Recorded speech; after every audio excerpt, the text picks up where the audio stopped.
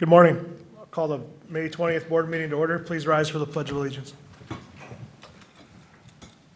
pledge allegiance To the flag of the United States of America and to the republic for which it stands, one nation under God, indivisible, with liberty and justice for all.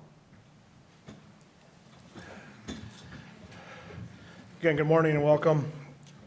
First item of business, consideration of agenda items. No changes, Mr. Chair. I'll move it, Mr. Chair. Motion by Commissioner Schmalz. Is there a second? Second. Second by Commissioner Wright. Any discussion? Hearing none, we'll proceed to vote. All in favor, say aye. Aye. Opposed? Motion carries. Consent agenda. No changes, Mr. Chair. Move approval. Motion by Commissioner Wright. Is there a second? Second by Commissioner Chachka. Any discussion? Hearing none, proceed to vote. All in favor, say aye. Aye. Opposed? Motion carries. On to our community spotlight. Liz?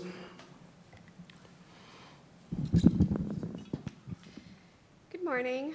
I'm here today with a community spotlight featuring the REACH program. I have Chad Harlander here today along with some of his students, and they are going to be sharing about REACH. So first we're going to start off with a video on the screens, and then I believe Milo's going to start out. Each of the students are going to talk a little bit about the program, and then Chad's going to follow them. Very good.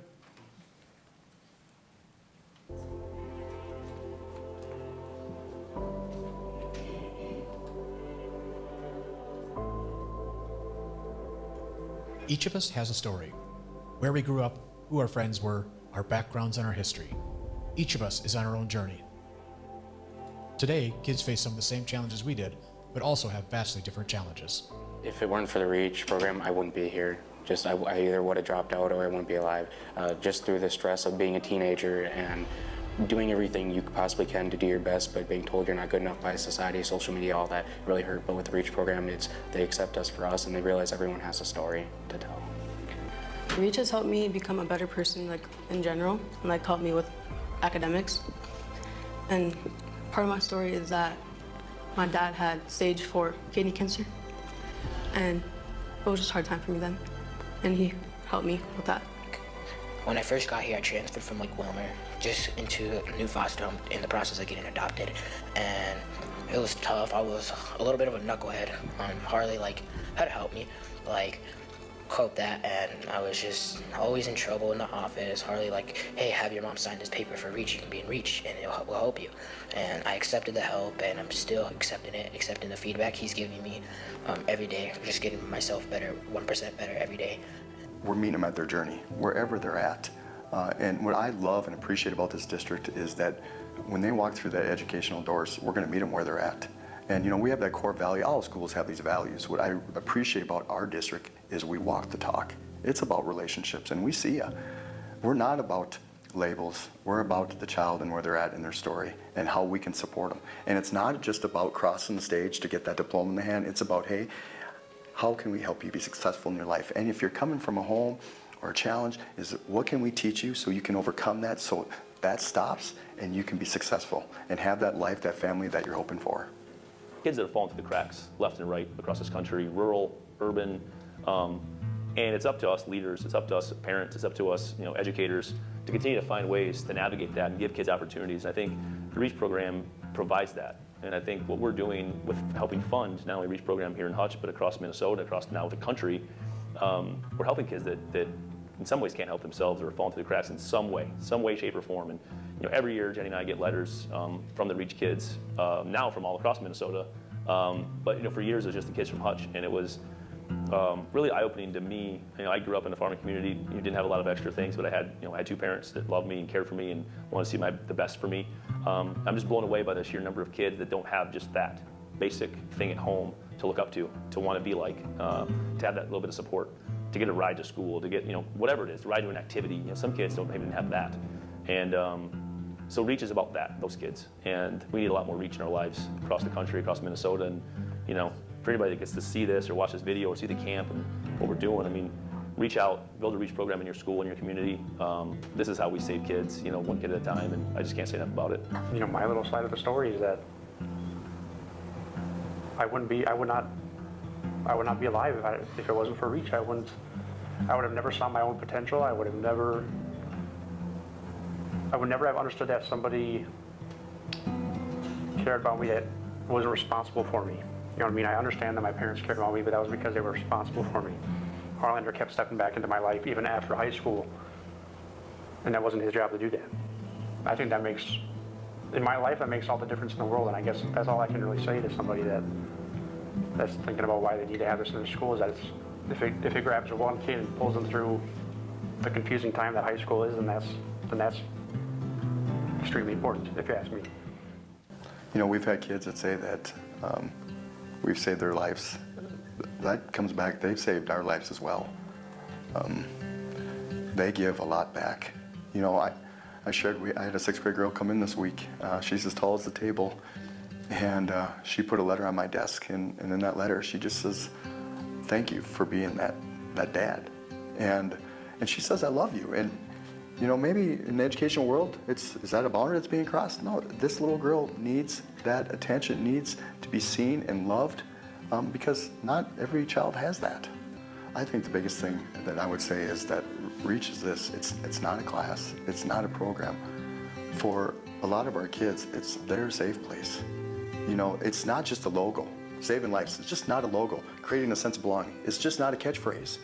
We truly embrace that and believe that and come every morning with the mindset that is the goal, is to save lives, to make sure they leave our room, our building, our district, our community with that sense of belonging. And at the end of the day, that their lives were saved, however that looks like, whether it's stopping a cycle or that when they look in the mirror, that they love themselves. Today, the REACH program continues to change the lives of children all across the state of Minnesota and beyond. If you are interested in learning more about REACH or want to join the mission, contact us today to get started.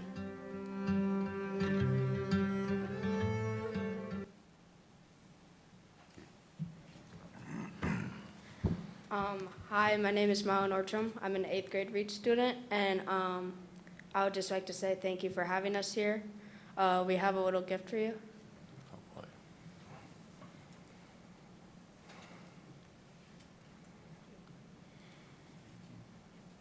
Thank you.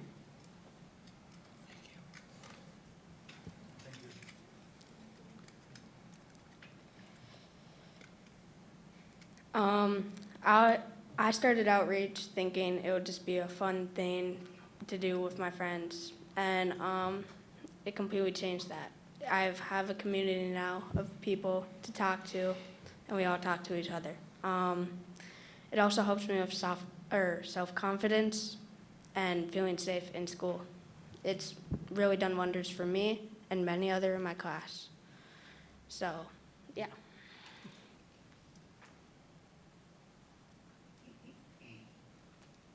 Hello, my name is Jaden Tembon, and I've been in REACH for 2 years. I'm an 8th grade student.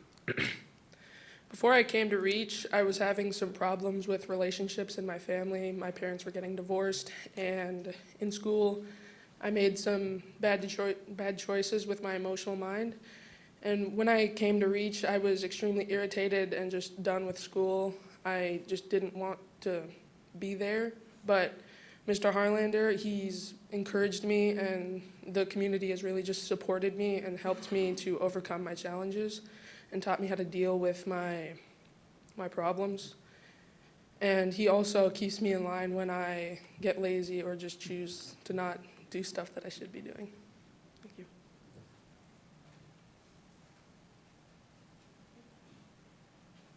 I'm Nathan Vance, and I am in 8th grade.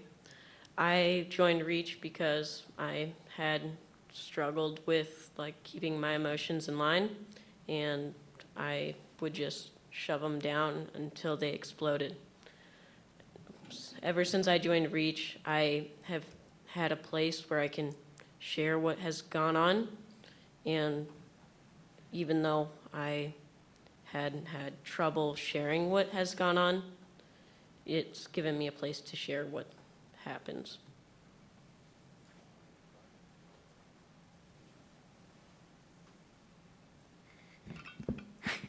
Hi, my name is Alexia Peterson, and I'm in REACH because I had a lot of trouble going on with my dad. He abused me and my siblings, so it was a really hard time. Coming into REACH, I had a lot of family. They were all family. It began to be my life. It has actually really, really helped me with anxiety and depression. So it was a really nice time. To me, REACH isn't a class, it's not a program, it's my home. It's where I belong. And Mr. Harlander has made me feel that I belong when I didn't feel like I belonged anywhere.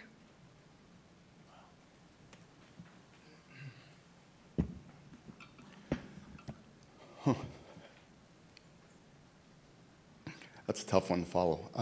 Thanks for having us. I want to echo what Milo said too. In 2007, we were very blessed that Hutchinson School District was willing to think outside the box, the educational box.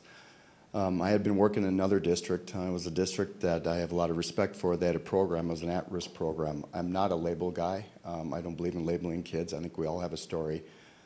3 years in that district, they weren't keeping track of data of how their kids were doing before they came in the program, how they were doing when they were in the program, and then they exited. That was important to see if what we were doing, if we were making a difference. And so I started to keep track of data, and then 3 years later, Hutchinson, where I graduated from, called and said, Chad would like you to start a program. And I said, under one condition. I said, if it's for all kids. I knew from my background of doing in-home family counseling through the counties in rural Minnesota that we had kids walking our hallways that didn't qualify for services and needed support.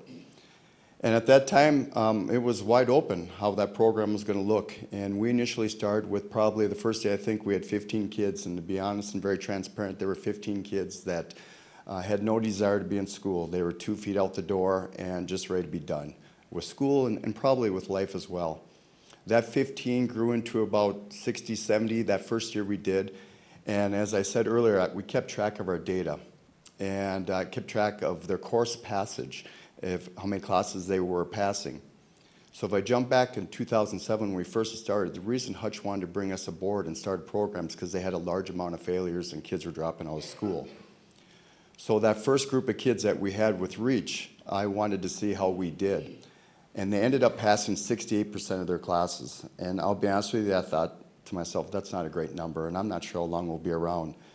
I went back and I pulled 10 random kids, and the 10 random kids the year before passed 25% of their classes. That population of kids that we were supporting were only passing 25%. We started at 25%, we went to 68. Our kids now are averaging about 94, 95% passage of their classes. At the end of the day, this is not rocket science. It is really meeting them at their journey, where they're at in their story, and creating a safe place for them. You know, we really have a strong belief, as you heard in the video, is it's about finding that sense of belonging for each and every child. And when they come in that door, we meet them. And as they said too, we love them unconditionally, but on the days they need to be held accountable, they're held accountable so they can grow as individuals. We've been very blessed in our district. We've been there 18 years. We have a number of community events that supports the program, the Spooky Sprint, Chad Greenway, as you guys saw in the video, the Day to Reach program. And REACH has grown throughout Minnesota, South Dakota, and Texas.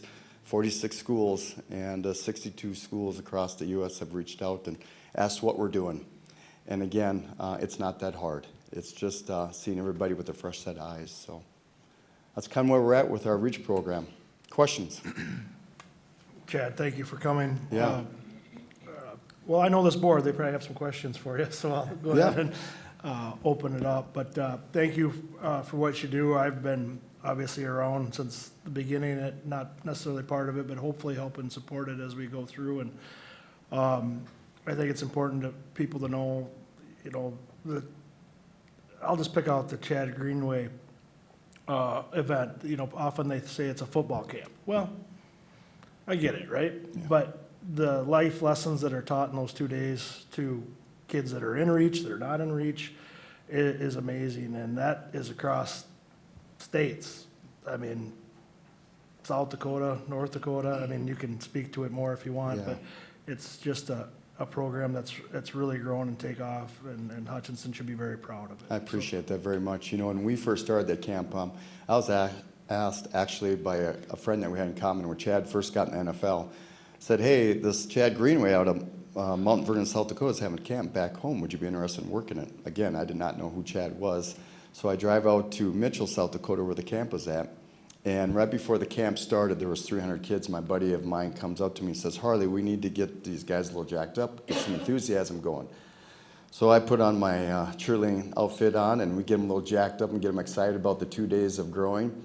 And again, Chad and I had not talked. At the end of the second day, Chad Greenway and John Sullivan, who was the starting center for the Vikings at the time, came up to me and said, hey, we're interested in starting a program back in Minnesota, football camp. And I just said, Chad, to be honest with you, football camps are a dime a dozen. I said, what about a football camp that would teach character building and how to be a better person?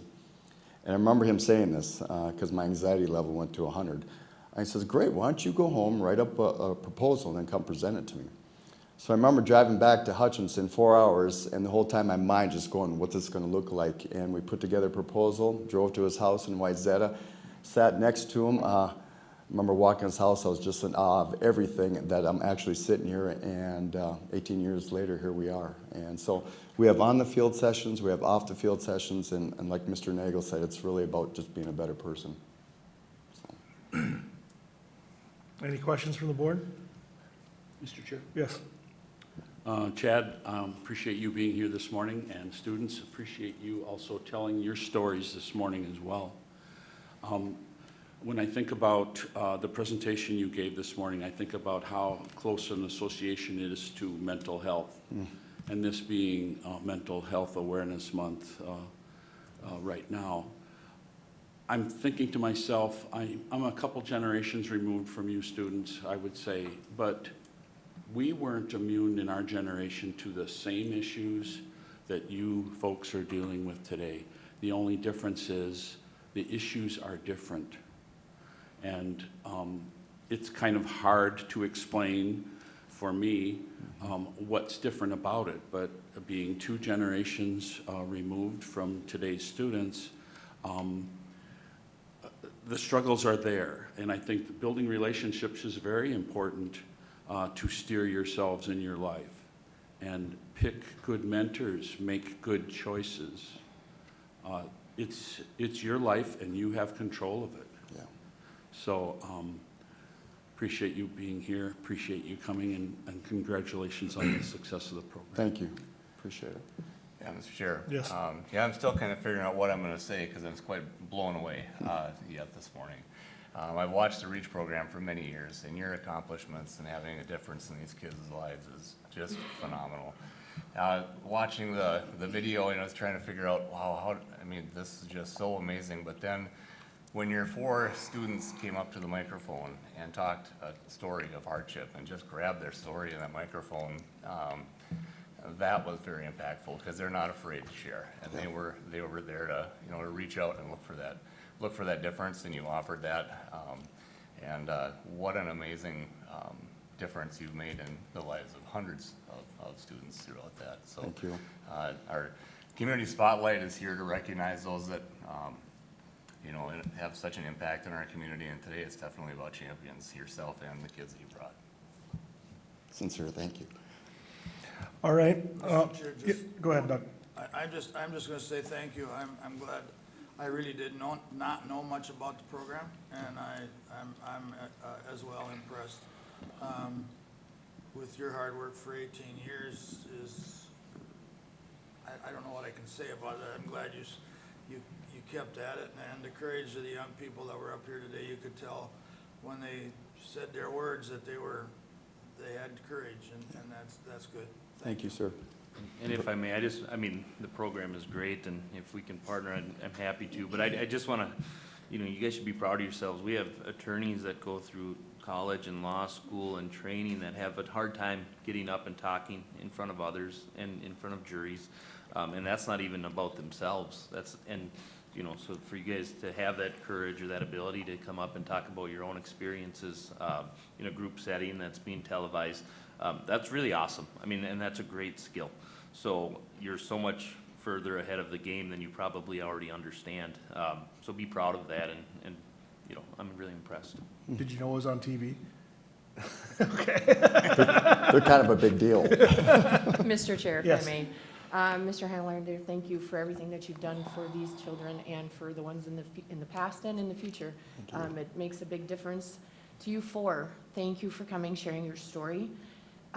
Thank you for realizing that you needed other people, and if you can continue to bring more in to that group, I think that's a great thing. So you guys are spearheading things for that future group, and we all appreciate that, and everybody else that's watching as well. So thank you, all of you. Okay, we'd like to have a picture with you. We're going to try to get our buttons on here, and we'll come No up. pressure. We'll come up here. Thank you, So, guys. You guys come on up.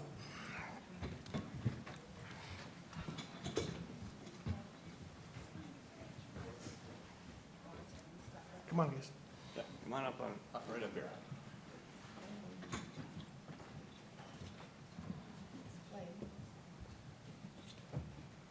Right in front of us. Right in front of us. On this side. Ryan.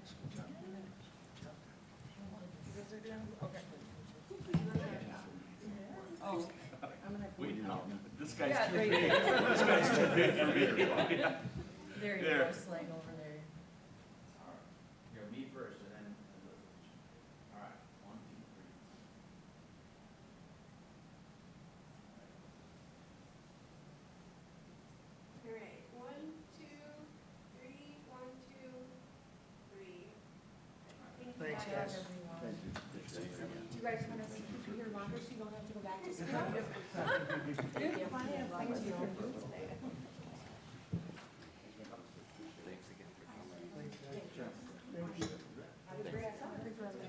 Thank you. Thank you. Good job, Milo.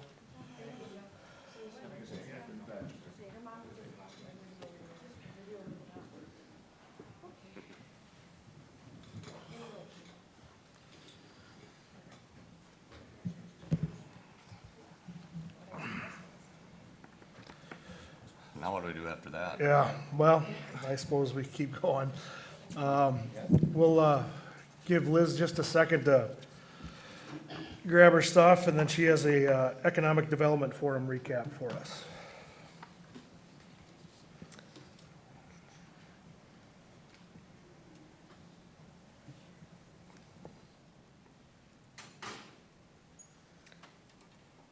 Okay, thank you. So I just wanted to kind of overview the economic development forum that we had about workforce, housing, and the rural narrative on May 6th. And I wanted to say thank you to the board for their support of the event and for those of you who were able to make it. And then I wanted to just give a quick recap on how things turned out and what was discussed. So we hosted the event at our newest McLeod County facility at the fairgrounds, the Century Hall. We were joined by 2 guest speakers. The first was Ben Winchester, who is a rural sociologist with the University of Minnesota Extension Department of Community Development. And Ben shared with us some highlights of his research, including rewriting the rural narrative in rural living in 2025. He covered topics including the age demographic of the 30 to 49-year-olds, often with children, wanting to move to rural areas, and how the primary reason to move is no longer for a job, but for the community and the lifestyle. He also talked about rural being in the middle of everywhere rather than the middle of nowhere, and the importance of a regional identity versus the town, city, and county boundaries. Lastly, he briefly covered the bottleneck of housing and how older residents are staying in their homes longer than previous generations, often under-occupying their homes, and the impacts that this has on our housing inventory and, in return, our population. The second guest speaker we had was Luke Greiner, who's a regional analyst with the Minnesota Department of Employment and Economic Development. He provided us with an overview of McLeod County's economic pulse, current trends, and future directions, where he overviewed the demographic and economic trends in McLeod County. He also highlighted a recent publication that he was a part of, where he surveyed 10th grade students in southwest Minnesota about what their plans are for the future. What his survey showed was that 70% of sophomores surveyed expressed that they want to live somewhere rural, whether it's their hometown, their region, or somewhere else rural. He also found that compared to a 2017 survey, fewer sophomores plan to attend a 4-year college, and that a higher percentage of students plan to enter the workforce after high school, and that was up to 16% compared to 4% in 2017.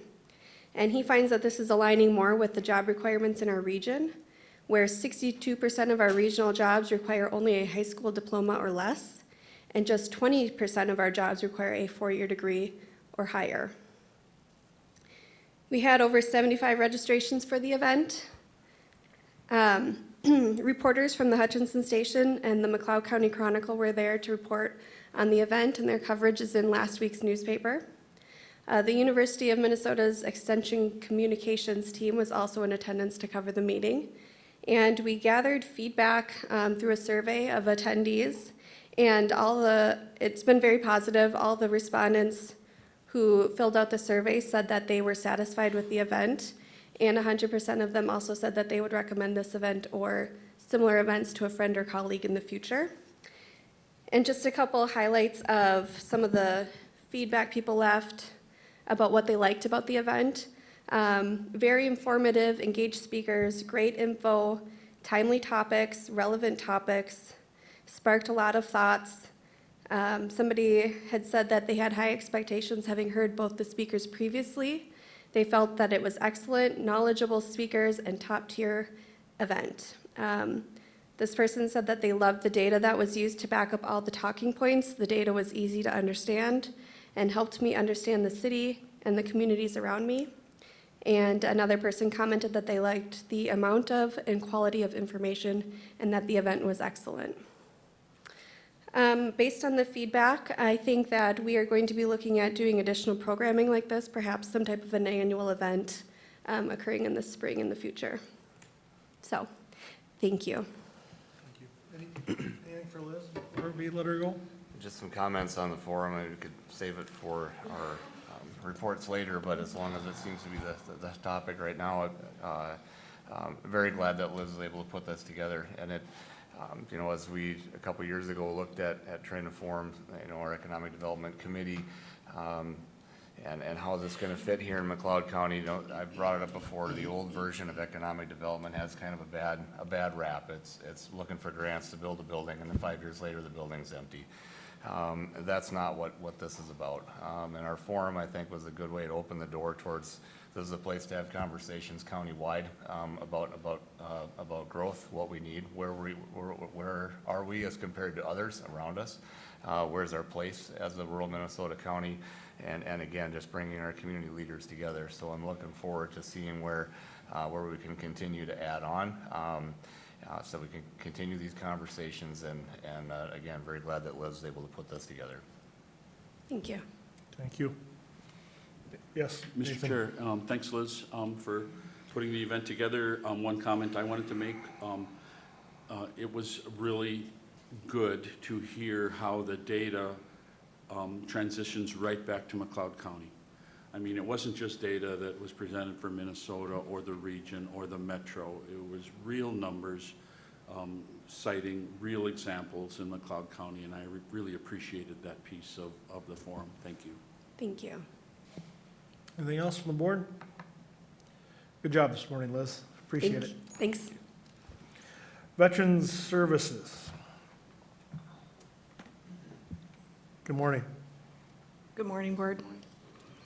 I am here to introduce Dave Skoog. He is with the McLeod County Veterans Memorial Park Project Manager.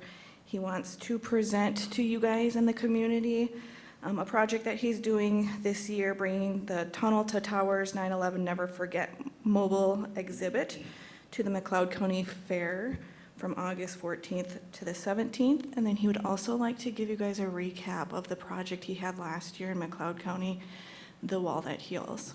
So welcome, Dave Skoog. Thank you. Good morning. Good morning. Thanks for having me. Like she said, we got two, I'll try to keep it short, two projects that concern McLeod County. Last year we had the distinct honor and privilege of having a once-in-a-lifetime event in Hutchinson. It was the Wall That Heals, the longest Vietnam traveling wall. It's 375 feet. and the only wall directly supported and supervised by the Vietnam Veterans Memorial Fund and the same people that are in charge of the real Vietnam Wall in Washington, D.C. There's a couple other ones out there, but you could set them up in the street or in the parking lot. They don't care. This one has 10 very strict rules, and when I applied for that, I had to fill out what she had given me for 10 rules, and I missed on 7 of them right away. Park size, noise, things in the background, rivers running by, cars, trucks, truck stops, none of that. Walking trails prohibited, and that took care of all the parks in Hutchinson. So with the help of the city and the city council, we went out and did find the appropriate space in the industrial park, and Washington was very happy with that location. Well, it took 4 years to be accepted as the host for that, and 8 months of logistics and Zoom meetings to see it through. We felt it went really well, and so did Washington, D.C. Kathy Miller, who I dealt with this whole time, very nice lady, very strict, but very nice.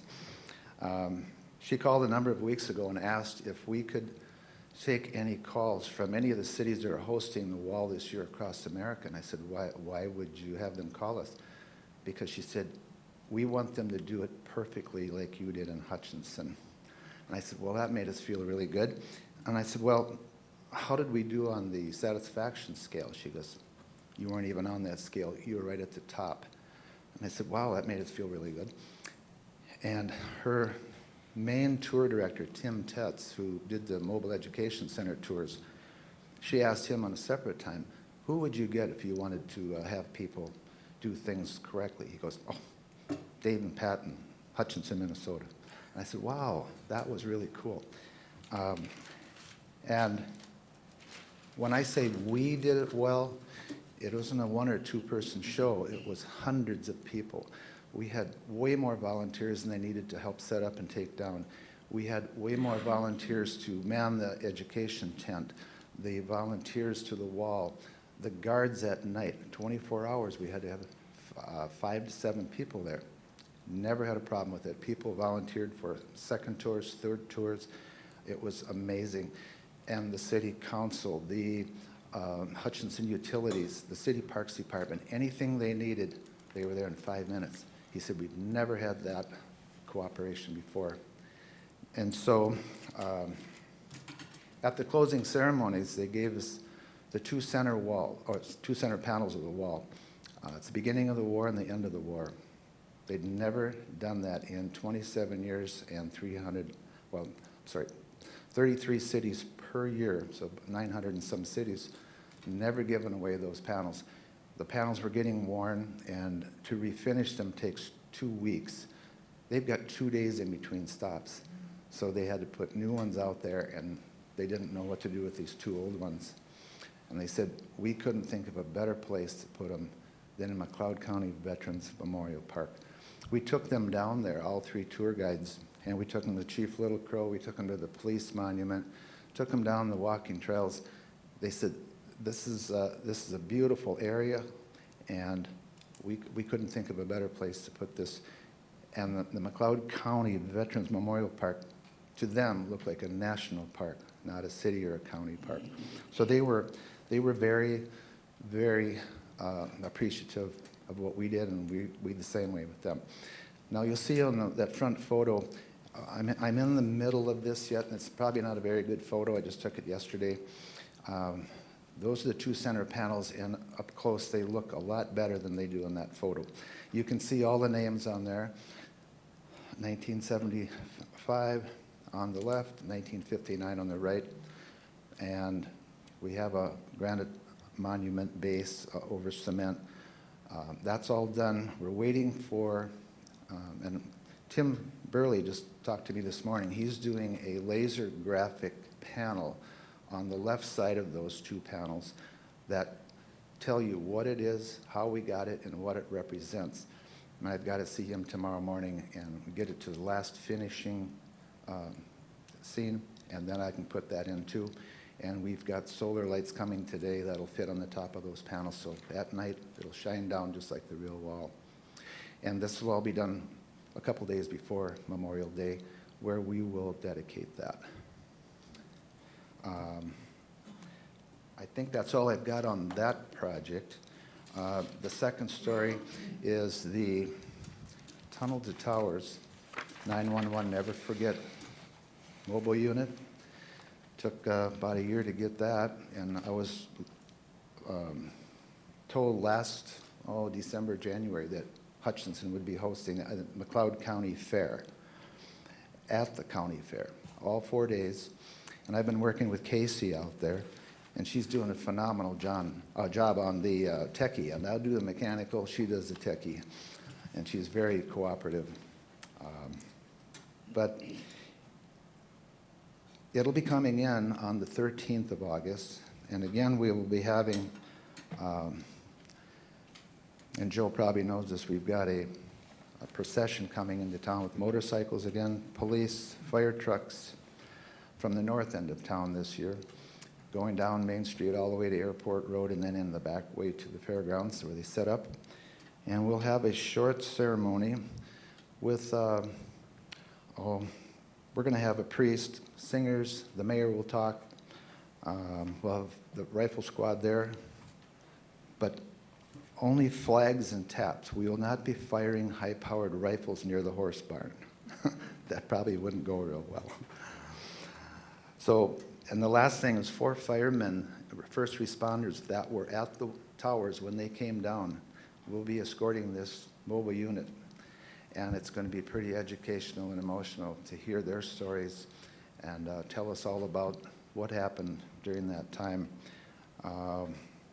It's an 82-foot trailer. It's a big trailer, and both sides push out, so you'll have a big museum inside. And it's going to be open. One of those brochures says 12 to 8 every day, but they changed that from 12 to 8 on Thursday and Friday, and Saturday and Sunday will be 11 to 7. So I think that's all I've got on that. Any questions? Any questions for Dave? Just want to say there's so many of these projects. I hope the community realizes that you're leading them and you're in the background, keeping them moving. So thank you for that. And Thank you. This was a topic last night at the Fair Board meeting. The placement of it and so forth talked about, and so everybody's really looking forward to that. So thank you. Thank you.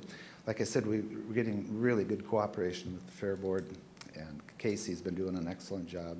Really fun to work with. So, and none of this is work. It's all fulfillment. So I'm happy to do it. Okay. Thanks, Dave. Thank you very much, Dave. Thank you. Appreciate it. Thank you.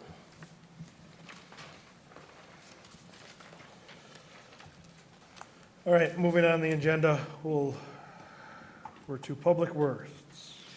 Andrew or John? Good morning. Requesting the board to consider approving the final acceptance and payment of $38,270 to Design Electric Incorporated of Hutchinson, Minnesota for the Piepenburg Park Campground Electrical Project with coronavirus relief funds from the American Rescue Plan Act. Items under the scope of the contractor have been completed satisfactorily, and final acceptance and payment are recommended. Any questions for John? So moved. Moved by Commissioner Wright. Is there a second? Second. Second by Commissioner Kruger. Any discussion? Hearing none, proceed to vote. All in favor, say aye. Aye. Opposed, motion carries. Thank you. Thank you. Good morning. Good morning.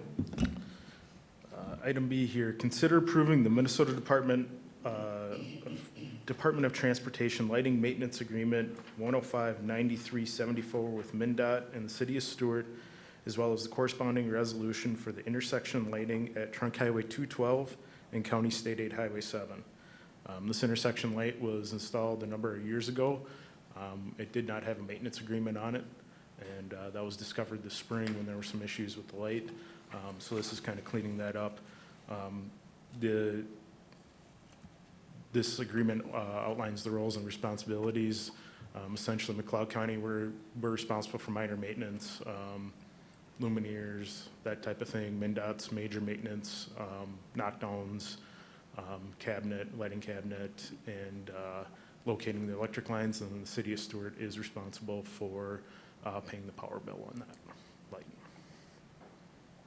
Mr. Chair? Yes, sir. Yeah, I have no trouble making a motion to approve this, but just with the caveat that there's a couple other intersections through the county that need some of the same type of work, and if there's anything we could do to expedite them, that would be great as well. But with that, I'll make a motion to approve. Motion by Commissioner Kruger, is there a second? I'll second it. Any discussion? Do you want to address any future maintenance agreements? Yep, so far, we are about 90% through all of our lighting systems and maintenance agreements and making sure those are all up to date. We have had a number of lighting systems either get hit or our luminaires burn out over the last 6 months. It's kind of a slow process to get those moving. We're looking at a 6 to 8 week lead time just on the luminaires themselves. So we're in the process of getting all that stuff updated. Mr. Chair? Yes. With just what you said, Andrew, I mean, the technology is so much different too, where, you know, they were kind of just a little light in the distance, but now with the technology, they actually help, especially if you've gotten into a dark intersection and a light when you know really how much they do help, so. Yep. Any further discussion? Hearing none, proceed to vote. All in favor, say aye. Aye. Opposed? Motion carries. Item C, consider approving the joint powers agreement with the City of Silver Lake for the County Road 92 reconstruction project. Silver Lake applied for and received a sizable United States Department of Agricultural Rural Development grant to replace water, sanitary sewer, storm sewer, and streets in town. A 2.5 block stretch of County Road 92, which is Main Street from Grove Avenue to Century Lane, was initially included in the overall project scope, but was omitted from the final design to reduce project costs to fall in line with the awarded grant dollars. Due to favorable bid results, approximately $1.2 million of grant funds are not being utilized with our project. The city wishes to utilize those grant funds and has been working with USDA to add in that County Road 92 segment via change order to the project. The change order pricing would be based on the existing contract unit prices for the majority of the work, and those items that are not included in the original bid would be at negotiated unit prices. This agreement defines various rights, obligations, and cost sharing for the project. It's very similar to the projects we've done in the past, with the caveat that there's these grant funds available to cover some of the costs that the county would have. Of the estimated $1.3 million project cost, McLeod County would be responsible for about $250,000, and Silver Lake would be responsible for about a little over $1 million, with about $943,000 of that money coming from the grant. If we did this project outside of this grant and change ordering it in, it would cost the county about $700,000 per our typical cost share agreement.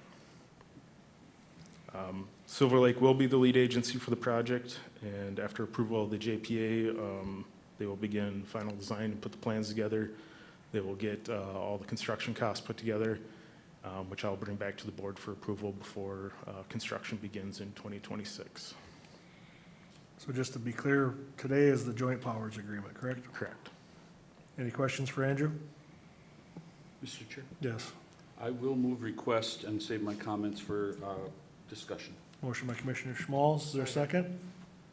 Was that a second? Second by Commissioner Kruger. Commissioner Schmalz, go ahead. Yeah, I mean, Silver Lake is undergoing a large infrastructure project as we speak. We always say timing is everything, and the timing seems to be very good to support the plan. The timing of having a contractor on site, the timing of bids coming in lower than estimates. So I think it'll make a lot of sense to do this now rather than kick the can down the road to a later time frame. Thanks, Andrew, for the work you've done. Thank you. Any further discussion? Hearing none, we'll proceed to vote. All in favor, say aye. Aye. Opposed? Motion carries. Item D, consider concurring with the City of Glencoe City Council on awarding the Hennepin Avenue project in Glencoe to Holtmeyer Construction, Inc. of Mankato, Minnesota. The engineer's estimate for the project was $7,190,365.51. Bids were opened on April 17th, and we received 8 bids. The low bid was $5,432,104.36, and the high bid was $716,060.05, excuse me. This was a very good bidding environment this year. It's very rare that we get 8 bids on a project. Any questions for Andrew? Mr. Chair? Yes. I talked with Andrew and everything. We've discussed so many things here for a long time, and everything seemed to match our discussion, so I'm not going to get into them. So with that, I'd move to approve. Motion by Commissioner Kruger, is there a second? Second. Second by Commissioner Wright. Any discussion? Hearing none, proceed to vote. All in favor, say aye. Aye. Opposed? Motion carries. And then I'm just going to give the board a little update on the construction phasing for the project and access to the hospital and kind of detour routes around town. So Stefan has, he's pulling up the screen here. Essentially, we have the project is phased out into 3 phases. Phase 1 is the magenta color. That is from 20th Street to the north. That is mainly the pond work and a couple of storm sewer and water main crossings.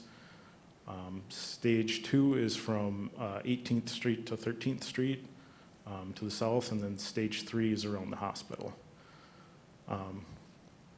During stage 1, the access to the hospital will be utilizing either Ford Avenue from the north down to 18th Street and then up Hennepin to the hospital, or 13th Street over to Loudon and up to 20th Street. Up to 20th Street. Go to phase 2. Phase 2 is that stretch from 13th to 18th Street. That will be all closed down. There will be the access to the hospital will be, again, that Loudon up to either 18th or 20th Street. During phase 1, we will close that 20th Street entrance to the hospital for about 2 weeks, but there are 3 other entrances between 20th and 18th that will be utilized. And then phase 3, this will occur. This will occur in about the September timeframe. That's the 18th Street construction, and then Hennepin Avenue from 18th up to 20th. During that phase, the access to the hospital will be at the 20th Street entrance. There will also have to be a short, about 2-week closure of Highway 22 down by Casey's to get tie in the water main under there. During that closure, Highway 22 traffic will be detoured on Armstrong up to Highway 22. So I can answer any questions that anybody's got.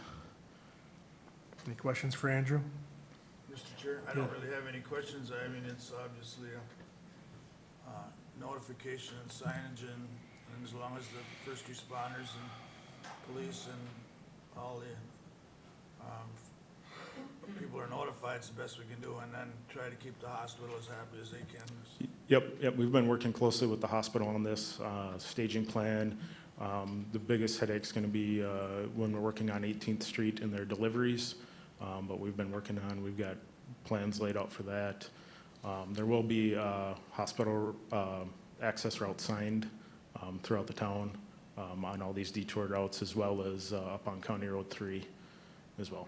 Yeah, there's a lot of ways to get in there. It's just the idea to let people know what those routes are. Yep.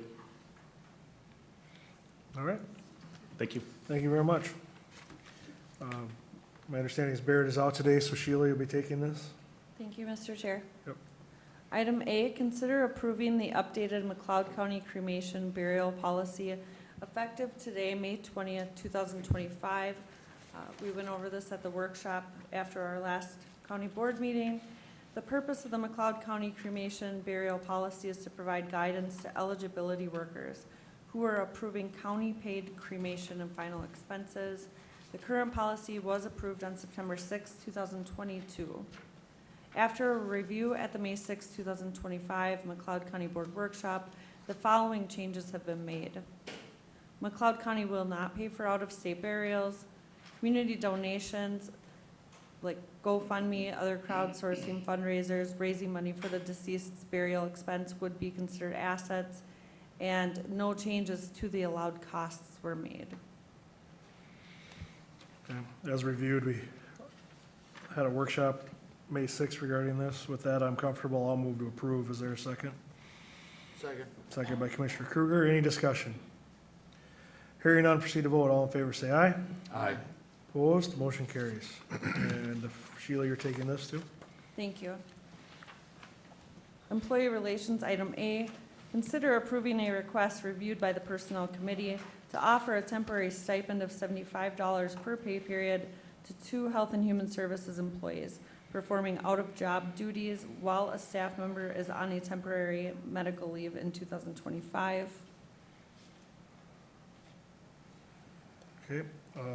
This was brought to the Personnel Committee over the last 2 weeks, and staff reviewed it with us. Again, I am comfortable with it.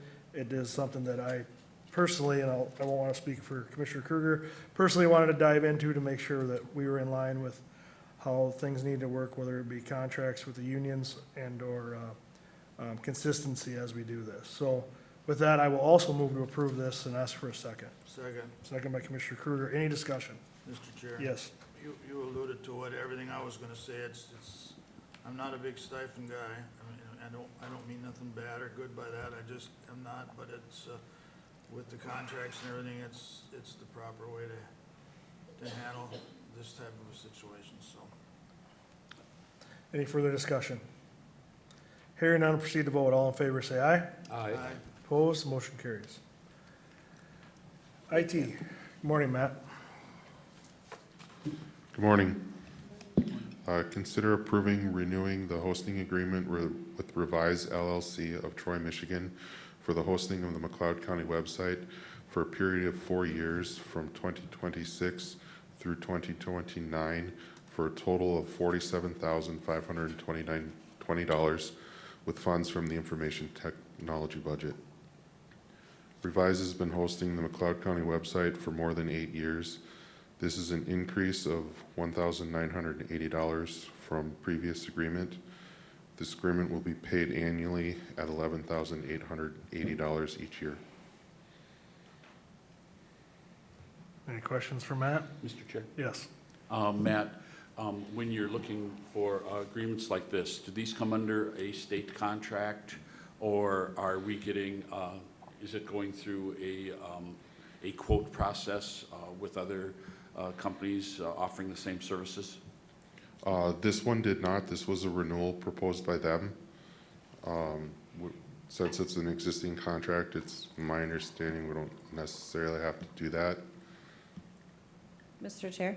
Yes. I just want to note, so I think it's been about 3 years now Something like that. since myself, Matt, Liz, several other people, a lot of people from Matt's department worked on updating the website with Revise. To change that it'd be a considerable amount of work. I would say probably you could take full-time, 1 employee, 2 months to even try and switch it over.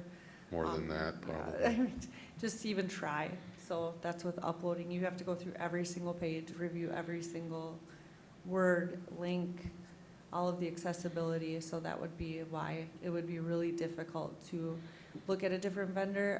And also just to note that this is a very common vendor of county and city websites throughout the state of Minnesota and the country. When we've looked at different counties and cities to try and find ideas for our website, very often it says Revise at the bottom, and so they're a very common provider, and we have had 0 issues that I can think of that stand out. We've had really good reliability, so that would be part of why we wouldn't right now. Yes, sir. Yeah, thanks, Mr. Chair. Thank you, Sheila, and thanks, Matt, for the explanation. With that, I'll move approval of the request. Motion by Commissioner Schmalz, is there a second? Second, Second by Commissioner Kruger. Any discussion? Mr. Chair. Yes. I had a little bit, I know about IT. I went, the question that Commissioner Smalls asked was on my mind, but there, just what Sheila and Matt both said, there's been no issues. And just from our little one at home trying to change things, I realized the challenges in doing that. So the biggest reason was no issues, and it seems to be to our county's good to keep on with this contract. Very good. Any further discussion? Hearing none, proceed to vote. All in favor, say aye. Aye. Opposed? Motion carries. Thank you. Thank you. Auditor Treasurer's Office. Good morning, Connie. Mr. Chair, with the timing between Matt and Connie, I just want to make a note real quick. Our video was not working at the beginning, so a lot of, if anyone's watching from the public, they may be seeing it now, but have missed part of our meeting, and it will be uploaded in its entirety after the meeting is complete. It usually takes about a day to do so, though. Very good. Thank you. Good morning. Good morning, Mr. Chair, Board. Today I'm here for one item, to consider approval of the May 1st, 2025 HEI Scope of Services Agreement for County Ditch 12A. During the May 6th, 2025 County Board meeting, the Board approved the findings in order to proceed with the repair of County Ditch 12A. This included a directive to the engineer to prepare final plans, specifications, and bidding documents. Houston Engineering, Inc., HEI out of Maple Grove, has prepared a scope of services agreement with items split by design, bidding, and construction. Additionally, HEI also separated the regular repair work from an alternative of boring through the railroad. The estimated scope includes all alternatives described in the repair report and the 7 private and 4 public crossings.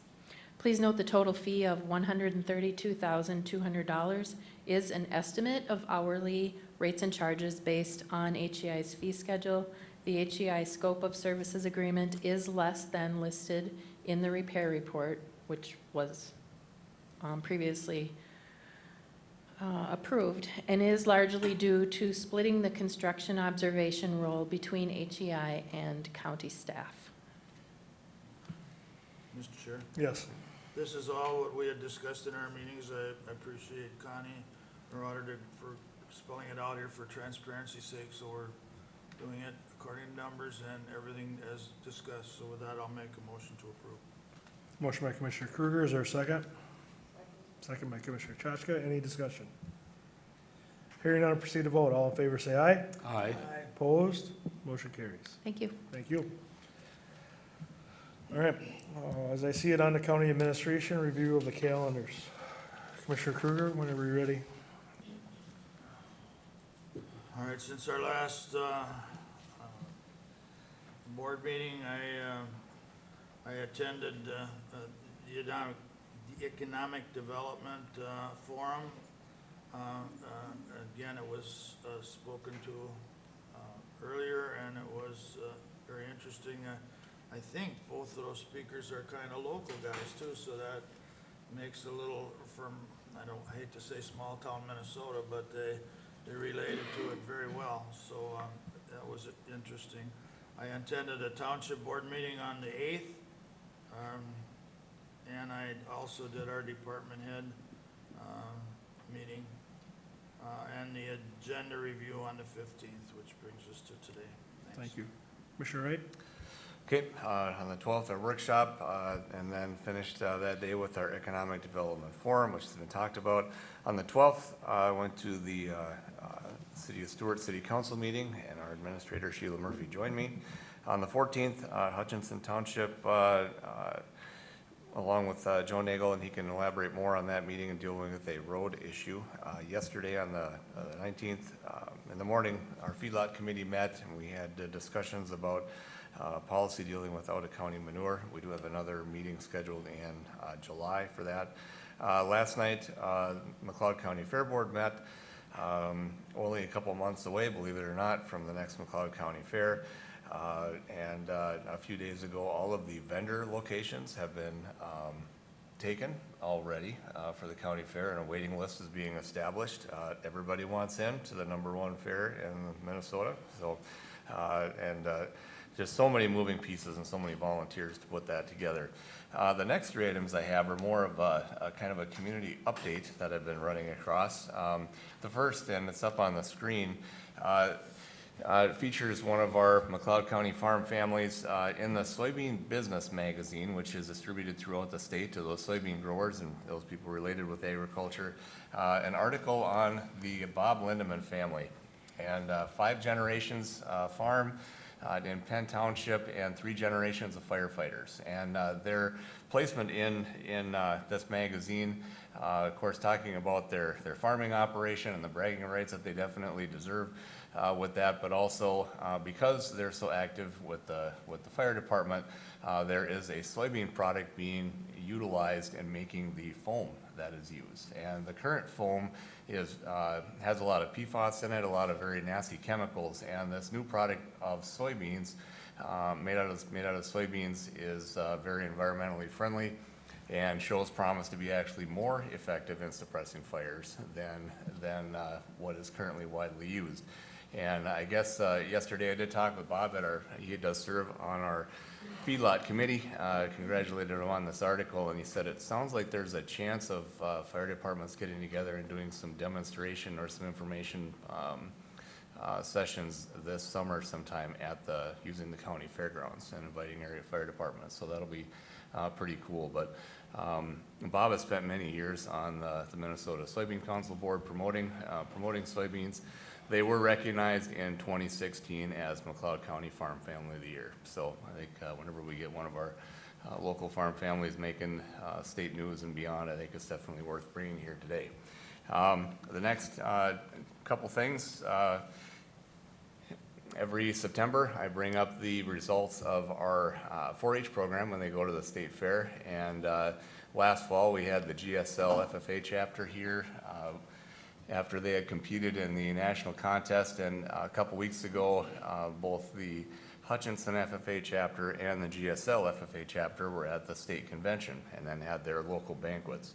So today I have results of how they each did. So I'm reading this off of some long lists. So if it sounds like I'm reading a lot of that, that's exactly where it's coming from. But with the Hutchinson FFA chapter, they brought over 30 members to state convention. Their biggest highlight was Paisley Vonberg was inducted as the Minnesota State FFA Vice President. In order to be a state officer, this is a product of 3 days of intensive interviews, a lot of work. And so Paisley will be very busy throughout the next year, doing a lot of public speaking at different events across the state, promoting the FFA program, not only in the state but nationwide, as this is a very, very busy position. So congratulations to her. There are 4 teams from Hutchinson that competed at state.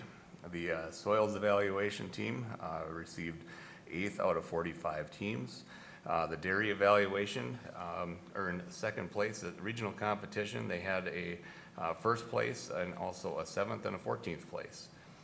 Companion animal science, that was, let me see here, that was an 8th place team. Livestock evaluation placed 5th overall. They also had 1st place individual, 21st, and also a 21st individual out of 100 participating.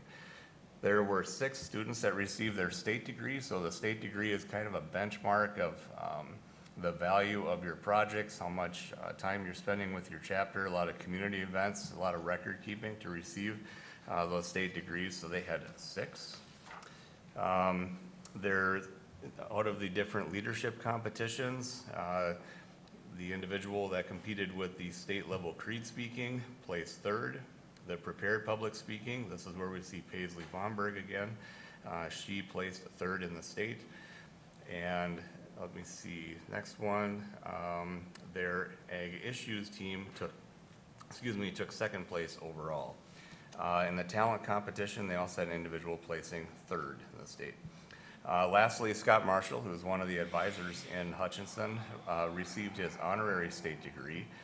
This is in recognition given to individuals who made outstanding contributions to ag education across the state. And Scott is one of those advisors that has been around Hutchinson for a long time and has been there to support that program for many, many years.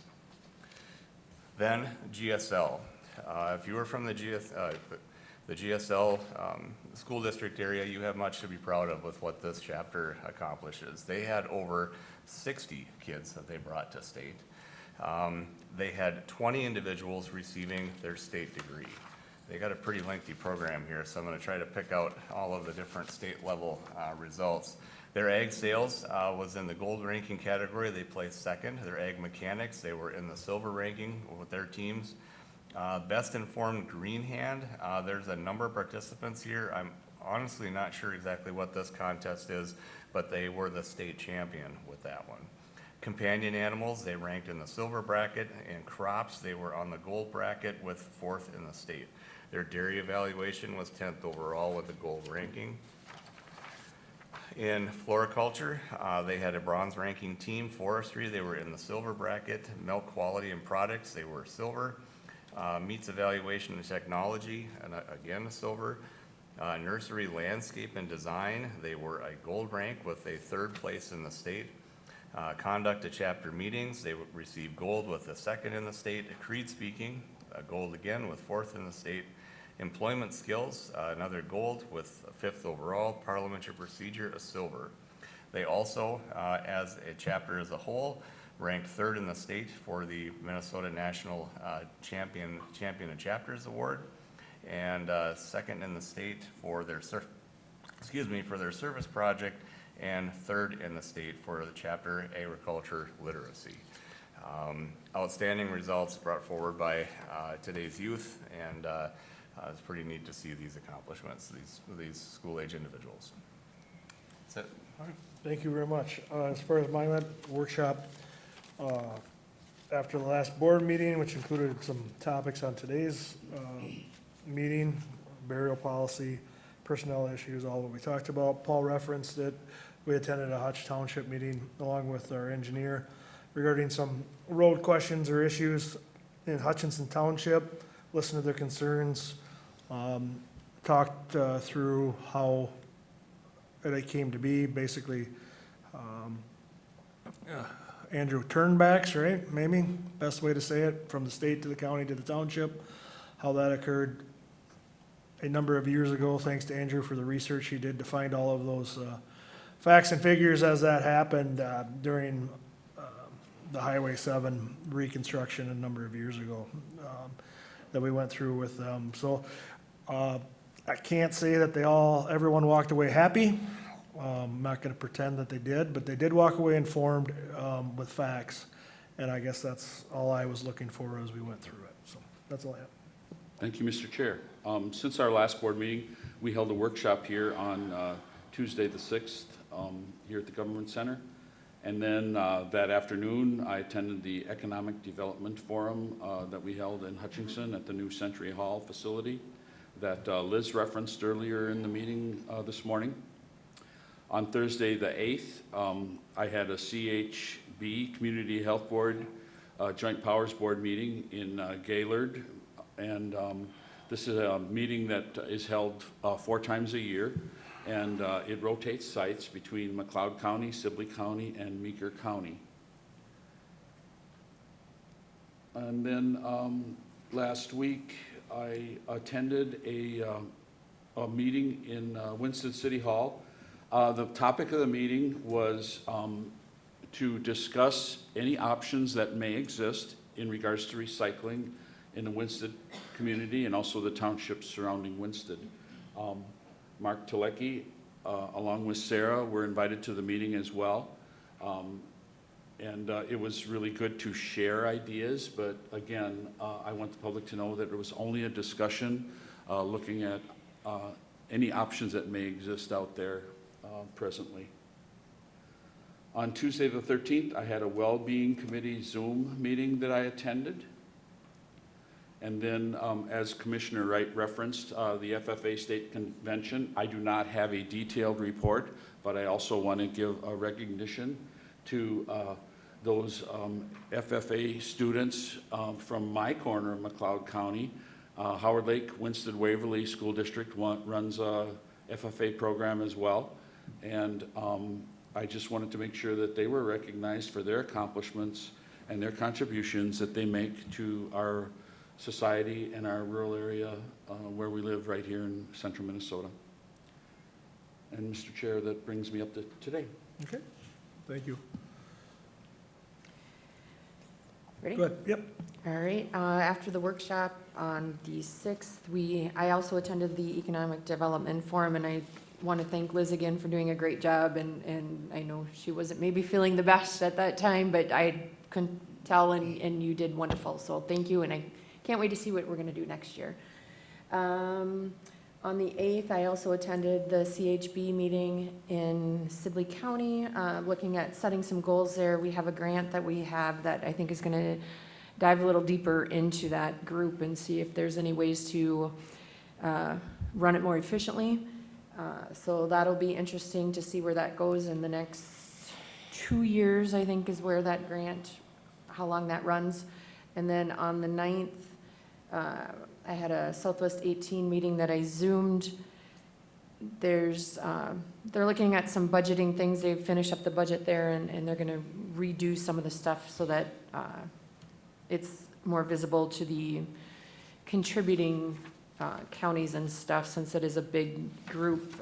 But that will involve McLeod County and Barrett, since they're the fiscal host for that group. And then I was out last week for most of it, so we're here today. Thank you. Anything from the attorney's office? Just briefly, last week Tuesday, we had a group of middle schoolers from 2 private schools here in the area at the courthouse from about 8:30 until about 2:30, so most of the day. And they met with, myself and a probation officer just to learn about the criminal justice system. They watched criminal court, they toured the 911 and dispatch area as well as the jail. They got to meet with our judges and have lunch with them and talk and ask any questions about what they saw in court. And then also they met with our canine deputy, our handler, and Archie the dog, and that's always a favorite. But it was a full day. They were well behaved. They had questions. They seem engaged. So I know you are all aware and participating in Student Government Day. So I was just going to let you know that we did have another group through last week. Went well, and just kind of dovetailed where we started today with that REACH program. It's pretty fun to get those younger students involved. They were happy to be here, and I think it was informative for them, so it was a good time. That's great. Administration? Thank you. Item A, notification of McLeod Drainage Authority public hearings on the engineer's historical review reports of County Ditch 8, County Ditch 10, and County Ditch 36. The combined hearings will be held in the Martin McLeod Boardroom of the McLeod County Government Center, 520 Chandler Avenue North, Glencoe, Minnesota, on Monday, June 16, 2025, at 11 o'clock a.m. or thereafter. Item B, notification of board workshop following the board meeting on Tuesday, June 3, 2025, at the McLeod County Government Center, 520 Chandler Avenue North, Glencoe, Minnesota. Thank you. Thank you. Open forum, press relations, anything? Liz, you're hitting home runs with these community spotlights, so you're setting the bar pretty high, so keep it up. Thank you for that. That was very good. Looking for a motion to recess till our next board meeting, 9 a.m., Tuesday, June 3rd, McLeod County Government Center, 520 Chandler Avenue, Glencoe, Minnesota. Motion by Commissioner Chashka. Is there a second? Second by Commissioner Schmalz. Any discussion? Hearing none, proceed to vote. All in favor, say aye. Aye. Opposed? Motion carries. We are adjourned. Take 5 minutes and start our workshop. Yep.